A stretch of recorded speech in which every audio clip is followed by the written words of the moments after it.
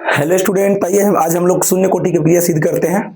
और आपको मालूम है कि शून्य कोटि की क्रिया बहुत इंपॉर्टेंट है और केमिस्ट्री में क्लास 12 में शून्य कोटि की क्रिया 5 अंक में पूछा जाता है। आइए इसके लिए हम लोग व्यंजक प्राप्त करते हैं शून्य कोटि की क्रिया के लिए। ये अगर देखेंगे तो हम एक नॉर्मल रिएक्शन लेते हैं आर और पी, अभिक्रिया, अभिकारक और उत्पाद, यानी कि रिडक्शन और प्रोडक्ट।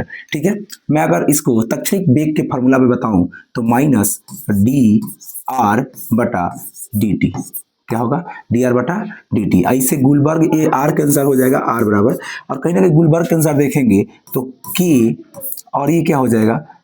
आर हो जाएगा, के आर हो जाएगा। और शून्य घात का है तो इसके ऊपर जीरो लगा देते हैं, क्योंकि शून्य घात का क्रिया है, इसका मतलब आप क्या लगा देंगे? जीरो लगा देंगे। तो कहीं ना कहीं ये हमारा कुछ ऐसे बनेगा कि माइन, अच्छा इसको हम त्रिय गुणा कराते हैं तो इसका गुणा इसमें करा देते हैं। चाहे एक काम करते हैं, मैं डी आर बटा डी टी कर देते हैं और ये माइनस का रहेगा, और कहीं ना कहीं के, और आप देखेंगे किसी भी घात के पावर जीरो उसका मान क्या होता है? एक होता है। तो इसका मान क्या हो जाएगा? एक हो जाएगा। क्या हो जाएगा? एक हो जाएगा। तो कुछ हमारे पास इस प्रकार बचेगा, minus D T D R बटा डी टी, ये हो जाएगा डी आर बटा डी टी इजकल टू के, और एक में गुणा करेंगे तो के एकम के हो जाएगा। के एकम क्या हो जाएगा? के हो जाएगा। मैं ऐसे करके आगे चलता हूँ।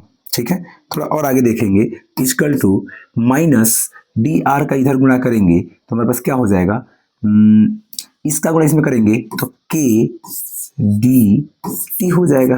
क्या हो जाएगा? इसका गुणा इसमें कर देंगे तो मैं इसका डी आर हो जाएगा। क्या हो जाएगा? D R. इसका गुणा इसमें करेंगे तो क्या हो जाएगा? के डी टी हो जाएगा। क्या हो जाएगा? के डी टी हो जाएगा। ठीक है, के डी टी। अगर हम दोनों पक्षों में क्या कर देते हैं? दोनों पक्षों में माइनस से गुणा कर देते हैं। माइनस से क्या कर देते हैं? गुणा कर देते हैं।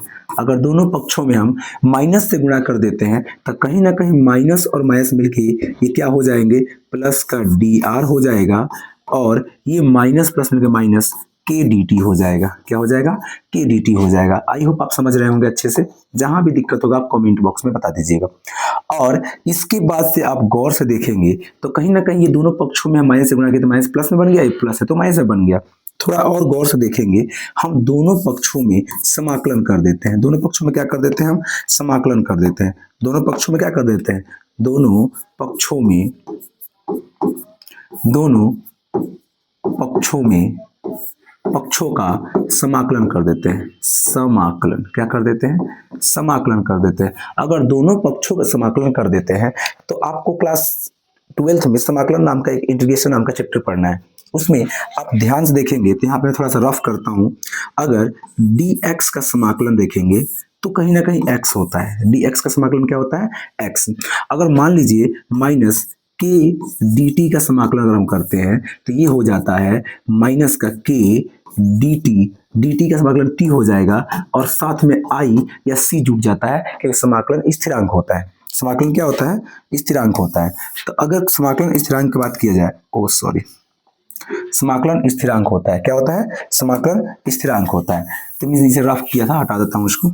समाकलन स्थिरांक कहते हैं। तो चलिए हम दोनों पक्षों का समाकलन कर देते हैं। अगर मान लीजिए दोनों पक्षों का समाकलन करेंगे तो डी आर इसका भी समाकलन करेंगे, और माइनस के डी टी इसका भी समाकलन करते हैं। चलिए देखिए, डी आर का समाकलन आर हो जाएगा, होगा इक्वल टू डी आर का समाकलन क्या होगा? आर होगा, और माइनस के डी टी का समाकलन माइनस के टी प्लस आई, के टी प्लस आई हो जाएगा। के टी प्लस क्या हो जाएगा?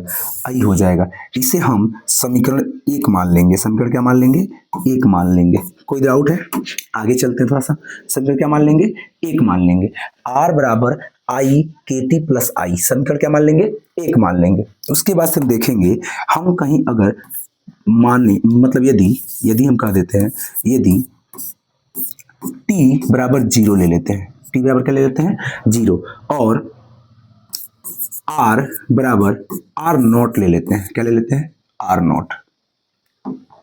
r बराबर आर नॉट ले लेते हैं, तो हम कह सकते हैं, तो समीकरण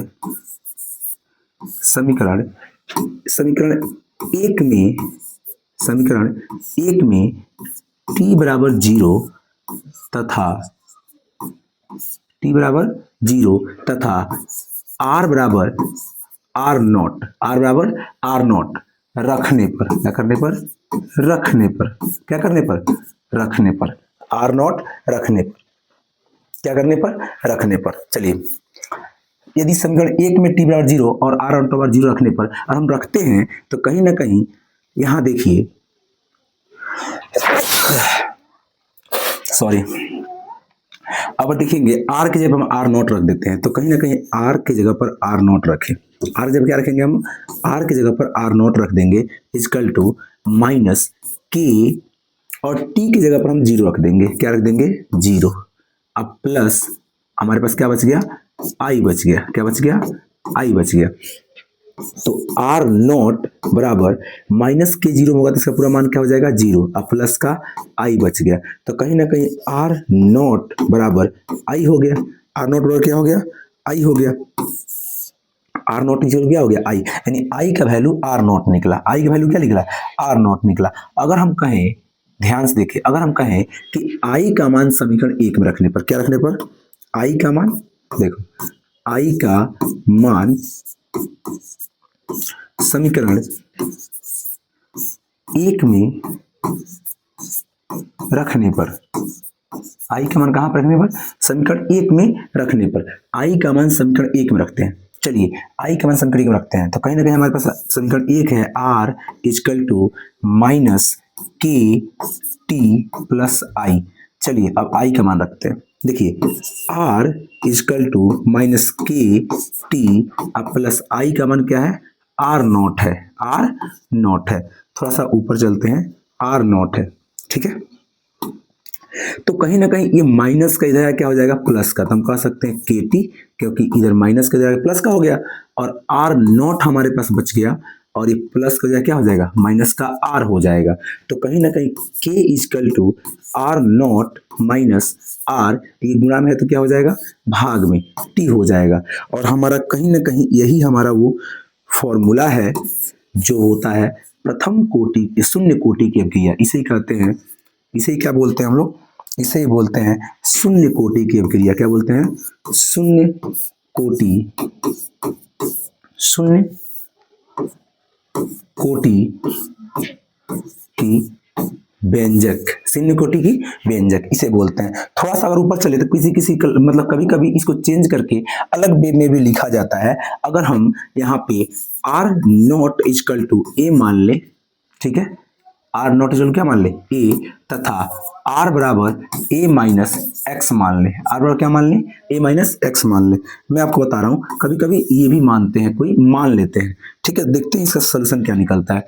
हम k का k कर देते हैं, r0 की जगह पर a लिख देते हैं, माइनस r की जगह पर a माइनस एक्स लिख देते हैं, बटा हमारे पास क्या है t है, इसे कोष्ठ में कर लेते हैं। तो कहीं ना कहीं k इक्वल टू a का a हो जाएगा, माइनस प्लस मिलके माइनस हो जाएंगे a, और माइनस मिलके प्लस का x हो जाएगा, और नीचे t है तो t हो जाएगा, हो जाएगा। तो आप गौर से देखेंगे तो हमारे पास ये a से a कट जाता है, a से क्या हो जाता है कट जाता है, a से क्या हो जाएगा कट जाएगा क्योंकि प्लस माइनस में। तो हमारे पास बच गया k equal to X by T. ये भी कभी कभी प्रूफ,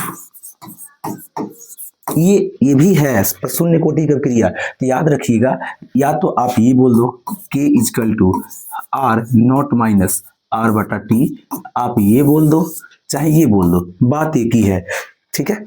आई होप आपको समझ में आ गया होगा। तो ये था शून्य कोटि की अभिक्रिया। चलिए हम फास्ट रिवीजन करा देते हैं आपको एक बार में। क्या कर देते हैं फास्ट रिवीजन करा देते हैं, गलत हो गया।